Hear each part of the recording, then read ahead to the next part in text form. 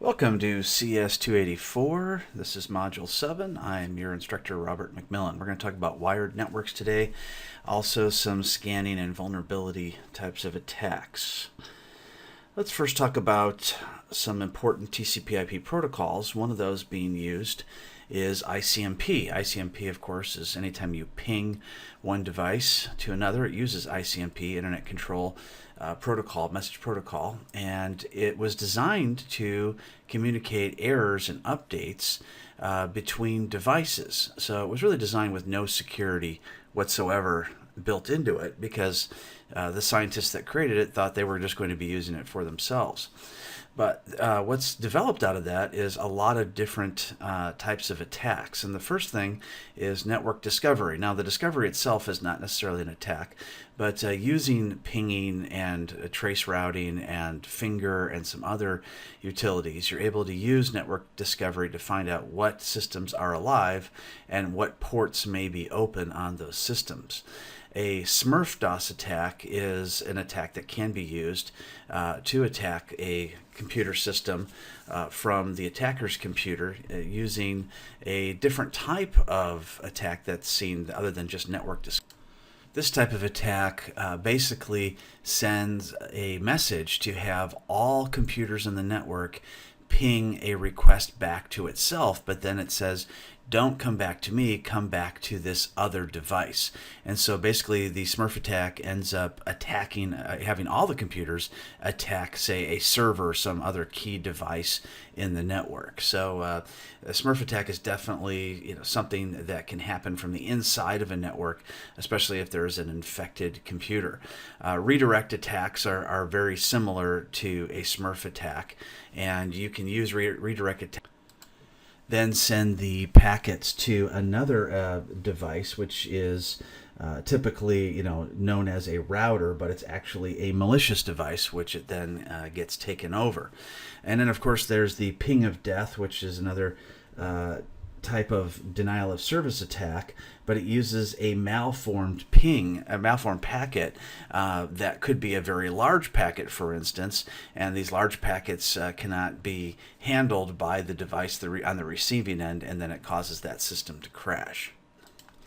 SNMP is a protocol that's been around forever, as long as TCP/IP has been around, and it's a device monitoring and management tool. There's a couple of different strings that are used, a public string and a private string. So the public string is generally information you don't mind the fact that it's public, and the private is data that can be secured with a password. And so basically what SNMP does is it sends all types of information about the device itself. What IP address it is the device up, how long has the device been running, what kind of data is it sending, and all that kind of thing. So of course the public is not secured at all, and the private is just secured with a simple password that can be deduced. So there's really no encryption, there's no authentication that's involved with these kinds of things. The private offered really no real security. And then SNMP version 3 came out, and SNMP version 3 actually encrypts the data. So if you do have a man-in-the-middle attack, they'll get encrypted data rather than unencrypted data. So it's a much better way to go if you have to have SNMP. If you don't have to have SNMP, then definitely consider not using it at all, or at least disable the write and think about disabling the read. DNS is another way that another system that can be attacked, and you've got the system itself is designed to resolve names to IP addresses. So anytime you have a simple name, it then gets translated into an IP address. So that's the way it's supposed to work. But of course you have DNS poisoning, which we talked about in previous modules, which can cause an infected computer or an affected computer to be redirected to a malicious site that pretends to be somebody they're not. And so you can get transferred around that way. And one way to protect yourself, of course, is to keep servers patched so the DNS cannot be poisoned. FTP is another protocol that's been used for many years. It's very useful for sending large files back and forth in a much more efficient manner than, say, standard Windows copying, dragging and dropping, and that kind of thing.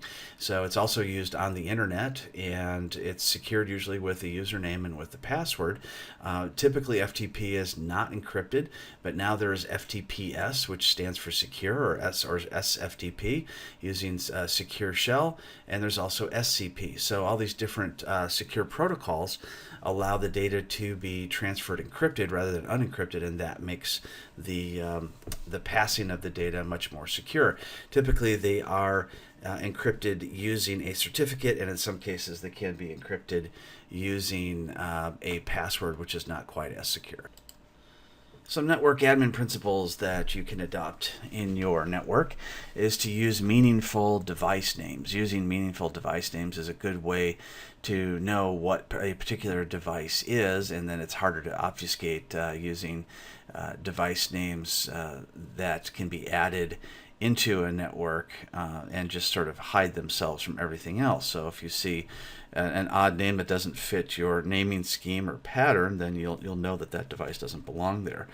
You can also configure everything from the console rather than over the network, so that way you know you're configuring the computer you're trying to set up rather than possibly configuring a rogue device. Of course, always use strong passwords and encryption. You definitely want to have at least 8 characters with at least one upper and lower case letter and a number to definitely add to security, and avoid using any particular words that spell anything, but just have numbers replaced in a couple spots. Of course, all the hackers know about that kind of thing. And encrypting both the data and the stream between the computer and the server is definitely a smart way of doing things. By default, Windows 2008 does encrypt the stream between the devices and the servers, which is really good, so you don't have to worry about that part. But of course, any outside communication you want to encrypt as well. And then securing all the ports. You want to make sure your firewalls on the workstations, the devices, are all turned on, and ports are closed that need to be closed. Flood guards protect against distributed denial of service attacks. They set the maximum number of developing connections and refuse or drop further connections. So these types of devices, they could be software-based, installed on a server, or it could also be a hardware device, a third-party device that protects your firewall. So this type of device keeps the distributed denial of service attack from happening by refusing the development of handshakes, the 3-way handshakes for stateful inspection. So one of the attacks for this type of flood attack through distributed denial of service is going to be the constant request for an acknowledgement to a stateful inspection attempt. And then the flood guard, once it hits a certain number, will say, I'm not even going to acknowledge those at all. And then that hopefully will keep away the DDoS attack.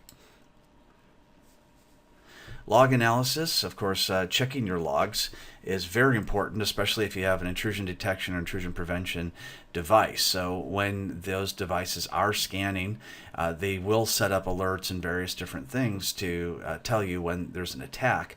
But it also wouldn't hurt to check out the logs for developing attacks, so you can see various different subnets that these types of things are coming from.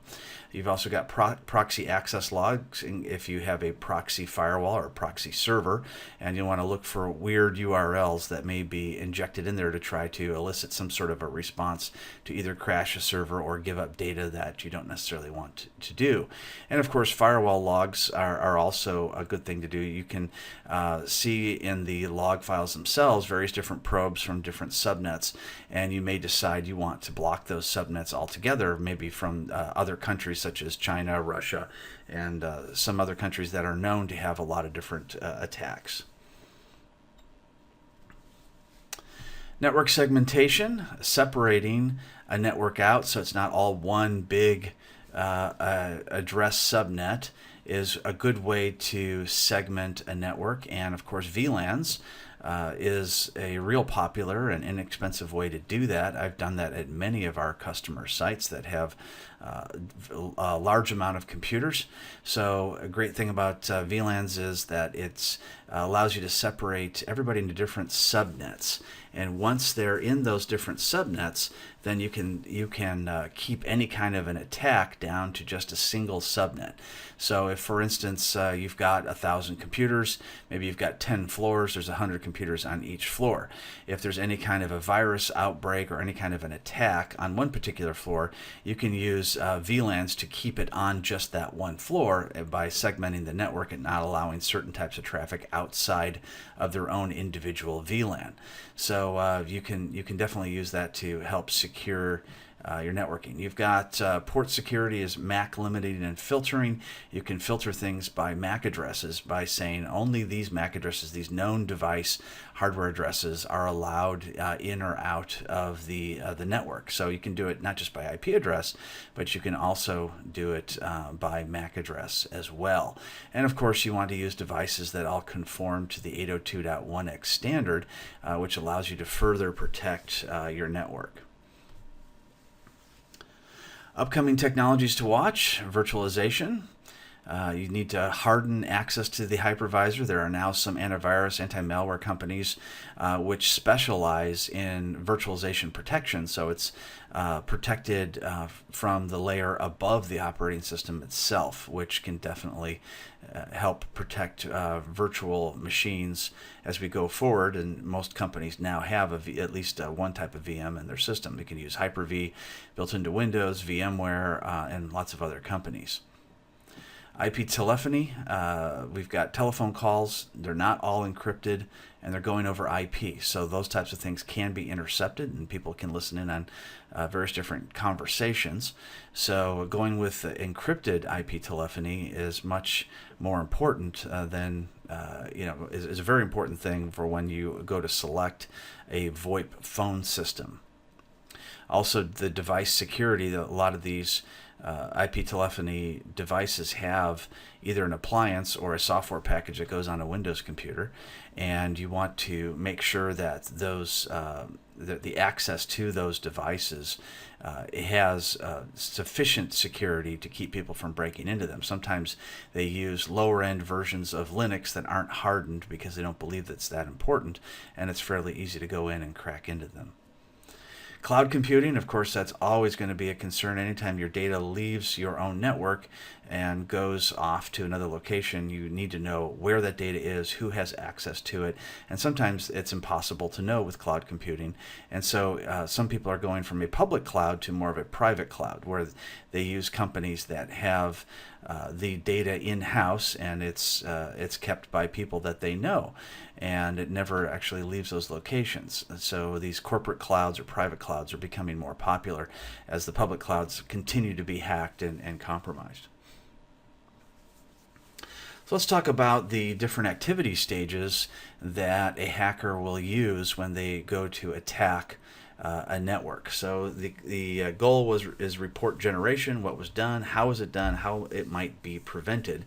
And these types of reports are very helpful to administrators to know when they've been compromised, what type of information they can gather from that. So gathering information to prepare for tests and attacks, you have to find the appropriate targets for testing. Authorization and scope, black hat versus white hat, available targets of research. So you want to authorize some white hat attacks before the black hats come and get you, and the white hats can report on the types of different vulnerabilities that they were able to exploit.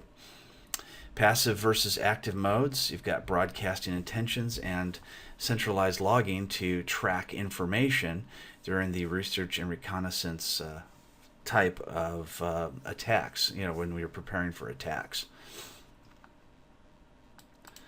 Another way to protect yourself is to download your full website for offline scrutiny. So basically you can take your live website, make a copy of it, put it onto another server where it's offline, and then just attack it in all different ways and see in what ways you can exploit it. So that way, if you do find an exploit, then you won't cause any damage to the live website, and then you can go in and you can fix it.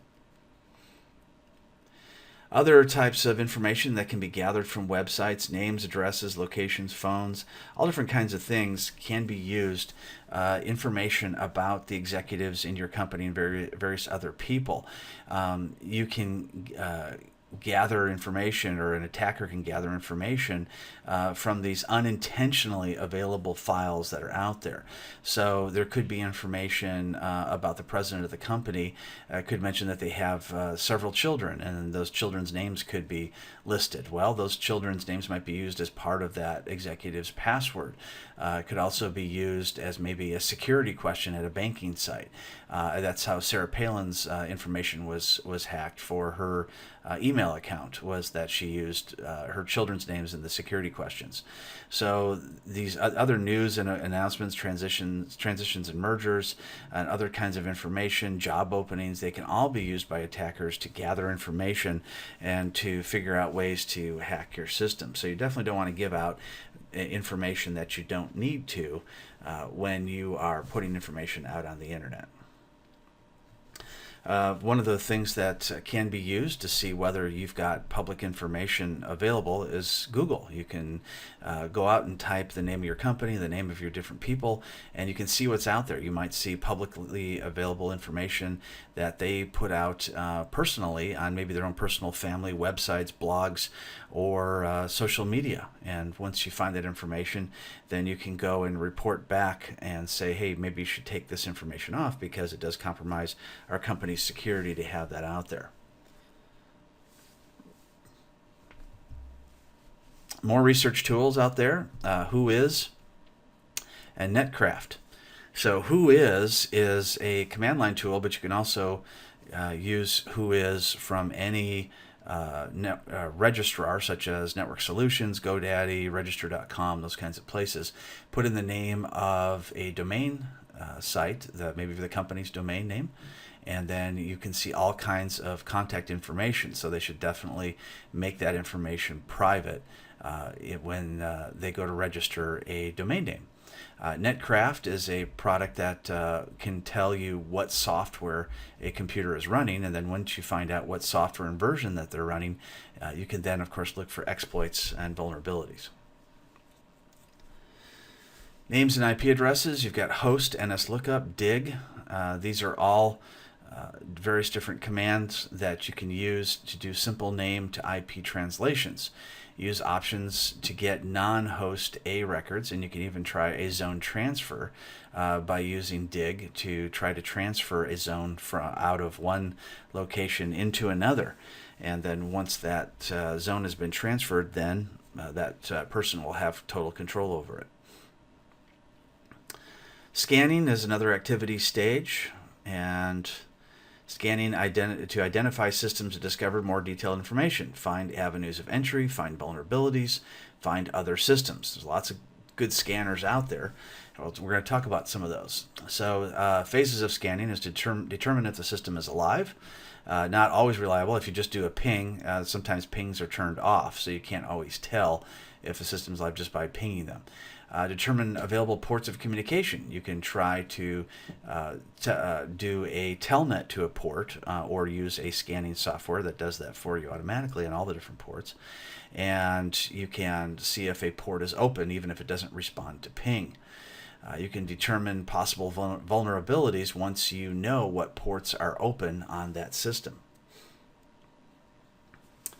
So there's different types of pings that are out there. Of course, there's ping itself. There's fping, which is a standard ICM ping to several hosts. It just does it to a whole bunch of hosts all at once. You've got genlist, which does reverse DNS and ping. So it goes from, instead of name to IP address, it does IP address to name. You may not always get a response. Sometimes, like I said, pinging is turned off on the firewalls and other devices. Then you've got NBT scan, which is a NetBIOS scanning. It tends to look up the information about the names of computers, but that typically is only available if you do it on the inside of a network. So if you are able to get on the inside of a network and then do an NBT scan, then you can see what's going on. NetBIOS by default is going to be blocked on all the different firewalls.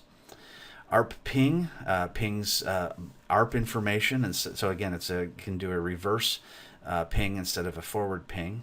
HPing2 crafts custom ping packets, so you can create custom pings based on size that you're looking for or other information that will help you as an attacker find out more information than just a regular ping.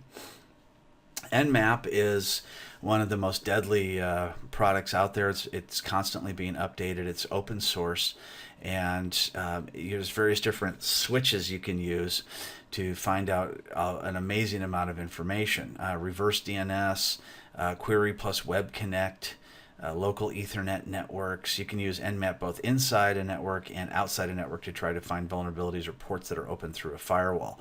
Now, most firewalls are aware of Nmap, and if they see an Nmap type of a scan signature, then they will shut them down. But since Nmap is constantly evolving, it's possible for Nmap to get through despite all those protections.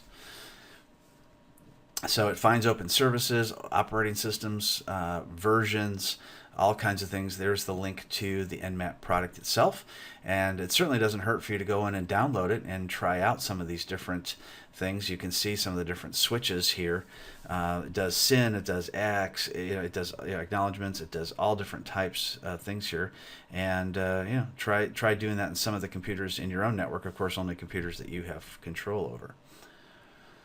Another product out there is Nessus. Nessus has been out there for a long time. It's expensive, but it is considered to be the best way of scanning to see if you have any kind of vulnerabilities. Of course, you can use this as an IT administrator to see if you have any vulnerable types of issues in your network, but you can also use it as an attacker as well.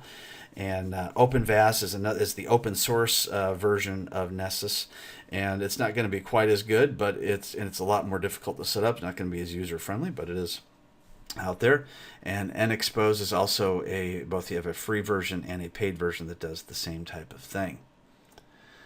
So there's vulnerability databases. There's an open source database. If you go to this website, then it will tell you a little bit about what's going on in the open source community to vulnerabilities. And a vulnerability database leads, and you can go to exploit-db.com as well. So there's also Wikipedia on these types of things. So this will give you all kinds of information about various different vulnerabilities that are out there and what can be used to exploit them. So that covers this particular module, and we hope to see you again very soon for our next module.